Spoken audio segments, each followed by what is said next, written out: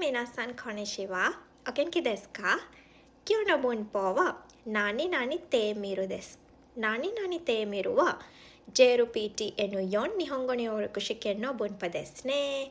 එහෙනම් අද අපි කතා කරන්න යන්නේ nani nani te mimasu එහෙම නැත්නම් nani nani te miru කියන ව්‍යාකරණ රටාව ගැන.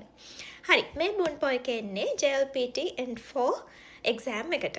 එහෙනම් අපි ඉක්මනට බලමු කොහොමද මේ ව්‍යාකරණය හැදෙන්න කියලා.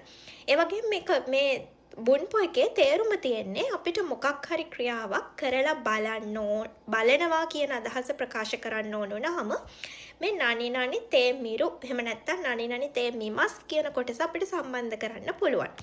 එතකොට මේ කොටස දෝෂයකට සම්බන්ධ කරන්නේ ඒ දෝෂයේ තේකේ එක හදලා කෙලින්ම මිමස් එහෙම නැත්නම් මිරු කියන කොටස සම්බන්ධ කරනවා. උදාහරණයක් විදිහට අපි දෙවනි කාණ්ඩයේ තබෙරු කියන කෙනාව ගමු. තබෙරු කියන දෝෂිය. තබෙරු කියන්නේ කනවා කියන එකනේ. කාලා බලනවා කියලා අපි කොහොමද කියන්නේ? තබෙතේ මිමස්. තබෙතේ මිමස්. එහෙනම් පළවෙනි කාණ්ඩයේ හෂිරු ගමු. හෂිරු කියන්නේ දුවනවා. දුවලා බලනවා කිව්වහම හෂිත්තේ මිමස්. හෂිත්තේ මිමස්. හරි.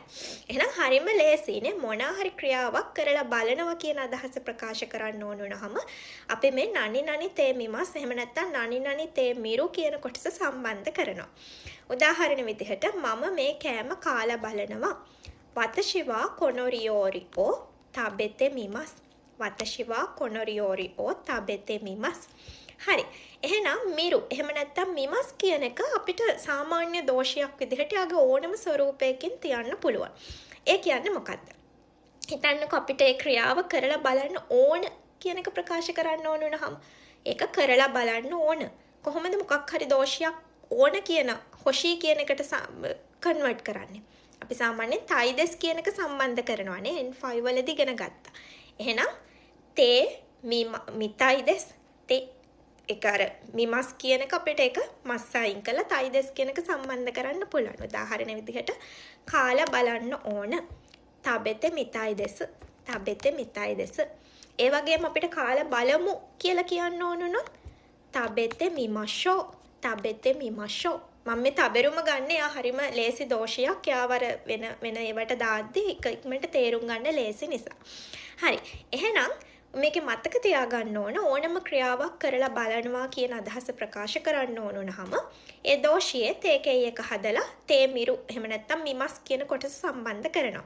එතකොට මිමස් කියන කෙනා සාමාන්‍ය දෝෂයක් විදිහට ඔයාගේ ඕනම ස්වරූපයකින් අපිට කියන්න ඕනි දේ ප්‍රකාශ කරන්න යා වෙනස් කරන්න පුළුවන්. මිතයි කියන්න පුළුවන්, මිමෂෝ කියන්න පුළුවන්. එතකොට මිමසෙන් කියන්න පුළුවන්, කරලා බලන්න නැහැ කියලා කියන්නත් පුළුවන්. ඔය වගේ ඕනම අවස්ථාවකට යාව වෙනස් කරගන්න පුළුවන්. හරි. එහෙනම් මේ වගේම ලේසි bunpo එකකින් නැවත හමු වෙමු. මතයි මෂෝ.